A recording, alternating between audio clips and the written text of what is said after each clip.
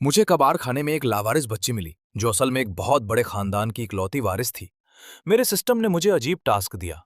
इसे पालो, इसे रोज डांटना, परेशान करना और बहुत सख्त बनकर रखना ताकि इसका कैरेक्टर फौलाद जैसा बने। मैंने भी गुस्से में कह दिया, ठीक है, वैसे भी मुझे बच्चे बिल्कुल पसंद नहीं। 16 साल बाद का नजारा। मैं अपनी बेटी से मिलने स्कूल के गेट पर खड़ा था, पैरों में घिसी हुई चप्पल और हाथ में 2 सॉसेज। तभी वहां एक चमकती हुई लग्जरी कार रुकी। वो उस बच्ची के असली अमीर माँ बाप थे। वो अपने साथ 16 बड़े गिफ्ट्स लाए थे, उसके हर साल के जन्मदिन के लिए। उस अमीर आदमी ने मुझे हिकारत से देखा और बोला, तुमने इतने सालों तक बहुत मेहनत की है, अब हम आ गए हैं। वही कार में एक नकली वारिस बैठी थी जो मेरी बेटी को टेढ़ी नजरों से देख रही थी। वो नाटक करते हुए बोली, बहन, मुझे घर से मत निकालना। पर मेरी बेटी ने उन्हें घास तक नहीं डाली। वो सीधे मेरी तरफ दौड़कर आई, मेरे हाथ से सॉसेज छीने और मुझे ही डांटने लगी। पापा, आप फिर से ये बाहर का खाना खा रहे हो, मैंने मना किया था ना। मुझे याद है जब वो मुझे मिली थी, सिर्फ 1 महीने की थी, इतनी दुबली पतली कि रोने की आवाज भी बिल्ली के बच्चे जैसी थी। पर जैसे ही मैंने उस नन्ही जान को गोद में उठाया, उसने रोना बंद कर दिया और अपनी गोल गोल आंखों से मुझे घूरने लगी। फिर अचानक मुझे देखकर मुस्कुरा दी। मैंने अपनी भौहें चढ़ाई और सख्त बनकर कहा, देख, ज्यादा खुश होने की जरूरत नहीं है। मैं तुझे प्यार नहीं करता, बस पैसों के लालच में पाल रहा हूं। तभी अंदर से आवाज आई, तो फिर उसके गाल क्यों सहला रहे हो? मैंने झट से हाथ पीछे खींच लिया। धिक्कार है, मैं तो बेवकूफ बन रहा था। मैंने सोचा इसे एकदम गरीबी में पालूंगा। मैं दुकान गया और सबसे सस्ता वाला दूध खरीद लाया। पर मैडम के नखरे तो देखो। उसने दूध चखा, नाक सिकोड़ी और मुझे ऐसे देखने लगी जैसे कह रही हो, ये क्या कचरा लाए हो? मैंने चिल्लाकर कहा, पीना है तो पी, वरना भूखी रह। पर तभी उसने अपनी छोटी सी उंगली से मेरा हाथ पकड़ लिया। मेरा सारा गुस्सा ठंडा हो गया।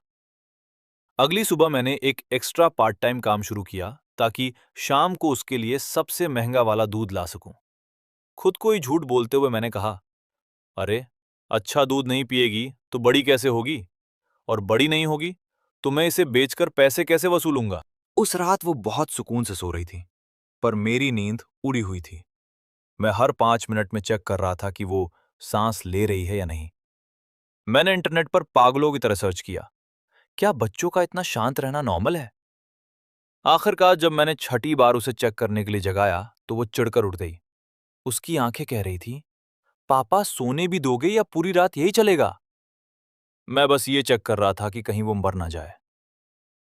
जब मेरी बेटी 3 साल की हुई, तब जाकर मैंने अपना असली विलन वाला रूप दिखाया।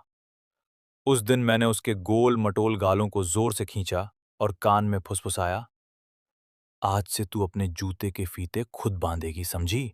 शायद खून का असर था। मेरी बेटी हद से ज्यादा होशियार निकली। उसने देखते ही देखते जूते बांधना, अकेले सोना, खुद खाना और यहां तक कि अपने मोजे धोना भी सीख लिया। आप सोच रहे होंगे ये कैसा अत्याचार है? अरे भाई, ये तो बस ट्रेलर था। मेरी असली प्लानिंग तो अब शुरू हुई थी। मैंने सोचा, इसे घर का सारा काम सिखाऊंगा, फर्श पोंछना, खाना बनाना, इसे अपनी गुलाम बनाकर रखूंगा। वो भी इतनी सीधी थी कि जो भी मैं कहता चुपचाप कर लेती। पर मैं भी दुनिया का सबसे सख्त बाप बनने की एक्टिंग कर रहा था। एक दिन उसने पोछा लगाते हुए पानी गिरा दिया। बस, मुझे मौका मिल गया। मैंने सीना तान कर उसे खूब डांटा। तू इतनी बेवकूफ है कि तेरे असली माँ बाप भी तुझसे नफरत करेंगे। मेरी बात सुनते ही उसकी आंखों में आंसू आ गए और वो रोते हुए अपने कमरे में भाग गई। जैसे ही वो कमरे में गई, मेरी हालत खराब हो गई। मैं दबे पांव दरवाजे के पीछे जाकर छुप गया और सुनने की कोशिश करने लगा। अंदर से रोने की आवाज धीरे धीरे कम हो रही थी। मेरी धड़कनें तेज हो गई। क्या वो रोते रोते बेहोश हो गई? क्या मैंने कुछ ज्यादा ही बुरा बोल दिया? मैंने खुद से कहा, बस 5 मिनट और रुकूंगा। नहीं, 4 मिनट। 3, 2, 1। बस, बहुत हुआ। मैं दरवाजा खोलकर अंदर भागा, पर अंदर का नजारा देखकर मैं सन्न रह गया। वो मेज पर लेटी बड़े आराम से ड्राइंग बना रही थी। मैंने उसे गोद में उठाया और सीरियस चेहरा बनाकर बोला, अरे वो मैं तो बस मजाक कर रहा था। तू बहुत प्यारी है। तेरे माँ बाप तुझसे नफरत कभी नहीं करेंगे। उसने अपनी ड्राइंग मेरी तरफ घुमाई। उसमें दो लोग बने थे, एक बड़ा और एक छोटा। वो धीरे से बोली, पापा, मुझे कोई और नहीं चाहिए, मुझे सिर्फ आप चाहिए। मेरी बोलती बंद हो गई। उसने मेरे चेहरे पर हाथ रखा और बोली, पापा आप रोना मत। मैंने अपनी आंखें पोंछी और झूठ बोला, मैं मैं कहाँ रो रहा हूं। बाद में मुझे समझ आया कि उसे डांटने का कोई फायदा नहीं है, उल्टा रोना मुझे ही आ जाता है। तो मैंने अपना तरीका बदल दिया। मैं बाजार से ढेर सारी किताबों के गट्ठर ले आया। मैंने सोचा, काम से नहीं फंसी तो अब इसे पढ़ाई के जाल में ऐसा फंसाऊंगा कि ये दिन रात बस पढ़ती ही रहेगी। मैंने उसे सख्ती से पढ़ाना शुरू किया और मन ही मन हंसने लगा। अब आएगा मजा, अब बनेगी मेरी गुलाम। पहले दिन मैंने उसे मैं, तुम और वह सिखाया। दूसरे दिन मैंने उसे शब्द सिखाए, प्यार, नफरत, पसंद और नापसंद। पर तीसरे दिन तो खेल ही पलट गया। वो चूजे की तरह चहचहाते हुए मेरे पीछे भागने लगी और चिल्लाने लगी, मैं पापा से प्यार करती हूं, मैं पापा से प्यार करती हूं। मेरा चेहरा शर्म से लाल हो गया। मैंने गुस्से में किताब फेंक दी और सोचा, धिक्कार है, ये किताब ही बेकार है। सिखाना क्या चाहता था और ये सीख क्या गई। अब उसे स्कूल भेजना था, तो पता चला कि मैंने तो उसका कोई नाम ही नहीं रखा। मैं उसे हमेशा छोटी बच्ची कहकर बुलाता था। सिस्टम ने मुझे सलाह दी, इसे कोई ऐसा नाम दो जो इसे चुभे, जो इसे हमेशा इसके संघर्ष की याद दिलाए, जैसे झाउदी। मैंने पूरी रात सोचा। अगले दिन मैं कॉन्फिडेंस के साथ उसका नाम रजिस्टर करवा कर आया और सिस्टम को चिढ़ाते हुए बोला, देख, मैंने तेरी सलाह मान ली। ऐसा नाम रखा है कि वो सुन के चिढ़ जाएगी। सिस्टम खुश होकर बोला, वाह, तो अब से इसका नाम झाउदी है। मैंने हंसकर कहा, नहीं, अब से इसका नाम लूज यू है। सिस्टम चकरा गया। है, ये कैसा नाम है। मैंने चौड़े होकर कहा, मेरी बेटी को बारिश बिल्कुल पसंद नहीं है। अब जब वो अपना नाम लेगी तो उसे हमेशा अपनी नापसंद चीज याद आएगी। है ना मैं जीनियस। तभी जियू दौड़कर आई और मेरे गले लग गई। पापा, मुझे अपना सरनेम देने के लिए thank you, I love you. मेरा प्लान फिर से फेल हो गया। वो तो खुश हो गई। जब वो बड़ी हुई और स्कूल जाने लगी तो मैंने उसे और सख्त अनुशासन में रखा। अब वो पहले की तरह आई लव यू नहीं चिल्लाती थी। घर आते ही चुपचाप होमवर्क करना, घर के काम करना और यहां तक कि सोने से पहले मेरा बिस्तर तक ठीक करना। मुझे लगा, वाह, अब हम दोनों के बीच दूरियां बढ़ रही हैं। मेरा खराब पिता बनने का प्लान एकदम सही जा रहा है। पर मेरा दिल कहां मानने वाला था। मैं रात को चुपके से उसके कमरे में जाकर उसे सोता हुआ देखता रहता था। एक दिन वो स्कूल से आते वक्त दो सॉसेज लेकर आई। मैंने कड़क आवाज में पूछा, पैसे कहां से आए। वो मुस्कुराई, पापा, क्या आपने चुपके से मेरे बैग में पैसे नहीं रखे थे। मैंने नजरें चुराते हुए कहा, वो वो तो गलती से गिर गए होंगे। उसने चुटकी लेते हुए कहा, पापा, ये गलती परसों, पिछले हफ्ते और पिछले महीने भी हुई थी ना। मैंने बात पलटने के लिए उसके हाथ से सॉसेज छीने और बोला, ये सब जंक फूड है, सेहत के लिए खराब है। और देखते ही देखते मैं खुद दोनों सॉसेज चट कर गया। लेकिन 2 घंटे बाद मैं खुद किचन में गया और बढ़िया ताजा सॉसेज बनाकर उसके कमरे में ले गया। प्लेट उसके सामने रखते हुए मैंने शान से कहा, देख, इसे कहते हैं असली और हेल्दी खाना, अब चुपचाप इसे खा ले। लूजियो ने कुछ नहीं कहा, पर जब उसने मेरे हाथ के बने सॉसेज खाए तो उसकी आंखें चमक उठीं। सिस्टम फिर बीच में टपक पड़ा, ये क्या कर रहे हो, उसे बिगाड़ रहे। मैंने ढिठाई से जवाब दिया, अरे भाई, मैं तो बस ये चेक कर रहा था कि सॉसेज में जहर तो नहीं है। मैं अपनी जीत की खुशी मनाते हुए वहां से निकल गया। लूज यू पढ़ाई में बहुत तेज थी, हमेशा फुल मार्क्स लाती थी। पर तीसरी क्लास के फाइनल एग्जाम में उसके इंग्लिश में 100 में से सिर्फ 98 नंबर आए। मुझे तो मौका चाहिए था सख्त बनने का। मैंने चिल्लाकर कहा, इतनी लापरवाह कैसे हो सकती हो, वो 2 नंबर कहाँ कटवा दिए। उसने मासूमियत से सिर झुकाया और बोली, सॉरी पापा, अगली बार पूरा ध्यान रखूंगी। वो चुपचाप अपने कमरे में चली गई। सिस्टम में तारीफ की, वाह, क्या डाटा है। पर जैसे ही उसकी पीठ मुड़ी, मेरी आंखों से टप टप आंसू गिरने लगे। मैं मन ही मन खुद को कोसने लगा। हे भगवान, मैंने क्या कर दिया? बेचारी ने इतनी मेहनत की और मैंने उसे रुला दिया। कुछ देर बाद जियू खाना बनाने के लिए किचन में आई, तो उसने मुझे कोने में बैठकर रोते हुए देख लिया। मैं झट से खड़ा हुआ और आंसू पोंछने लगा। वो बोली, पापा आप फिर से रो रहे हो? मैंने बहाना बनाया, रो नहीं रहा हूं, वो प्याज और धुएं की वजह से आंखों में पानी आ गया। उसने मेरा हाथ पकड़ा और बोली, पापा अगली बार मैं पक्का 100 नंबर लाऊंगी। मैंने पूछा, तुझे कैसे पता? वो मुस्कुराई, क्योंकि मुझे पता है कि मेरे पापा मुझसे बहुत प्यार करते हैं। मैं वहीं जम गया। मेरा हाथ अपने आप उसके कंधे पर चला गया। सिस्टम फिर चिल्लाया, अरे, इसे डांटना था, प्यार नहीं करना था। मैंने उसे मन ही मन झाड़ दिया।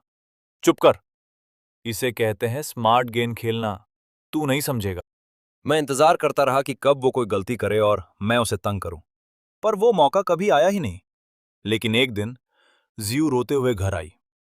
उसे इतने सालों बाद रोते देख मेरा कलेजा मुंह को आ गया। उसने मेज पर सिर रखकर रोना शुरू किया। मैं बेचैन होकर उसके आसपास घूमने लगा। श्याओ यू, क्या हुआ? किसने तुझे परेशान किया? नाम बता उसका, अभी बताता हूं। काफी मनाने के बाद उसने रोते हुए कहा, पापा, स्कूल में सब कह रहे हैं कि मैं आपकी असली बेटी नहीं हूं। मैंने चैन की सांस ली। बस इतनी सी बात? मुझे लगा कुछ बड़ा हुआ है। उसने चौंक कर मुझे देखा। मैंने बड़ी सादगी से कह दिया, हाँ, सही तो कह रहे हैं वो। मैंने तुझे कूड़ेदान के पास से उठाया था। लूज यू का तो जैसे दिमाग ही सुन्न हो गया। उसने रोना बंद कर दिया और फटी आंखों से मुझे देखने लगा। मैंने अक्सर मजाक में ये बात कही थी, पर उसे कभी अंदाजा नहीं था कि ये सदाबहार मजाक सच निकलेगा। वो मुंह बनाकर फिर से रोने ही वाली थी कि मैंने बात काट दी। अब रोना बंद कर और सुन आगे क्या हुआ। मैंने उसे सीधे सीधे पूछा, तू ठीक है? उसने कहा, हाँ। मैंने तुझे इतने सालों तक पाला है, ये सच है?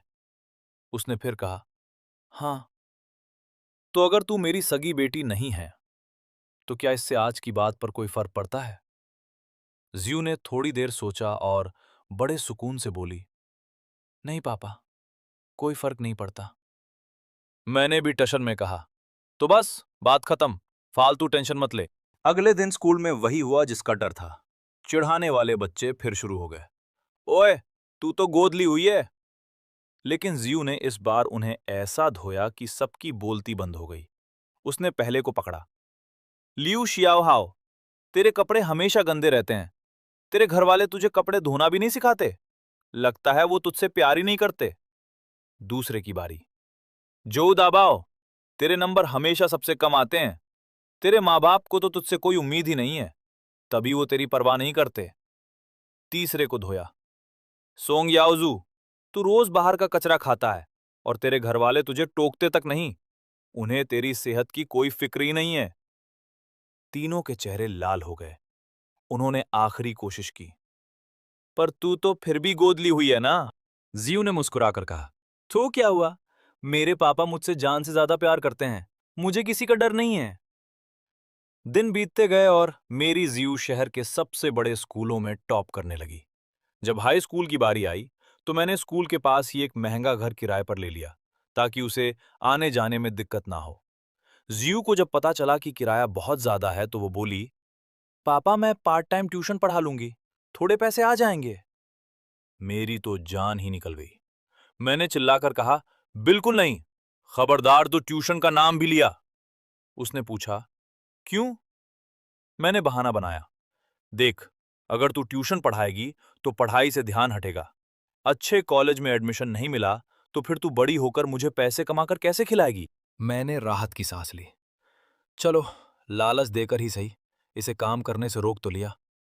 मैंने अपना सीना चौड़ा किया और कहा, मैं अभी कुछ साल और तेरा खर्च उठा सकता हूं।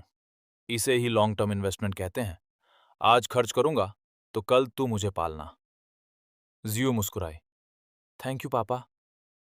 मैंने एक नया स्कूल बैग निकाला और उसकी तरफ उछाल दिया। ये देख, ये मुझे सड़क पर पड़ा हुआ मिला।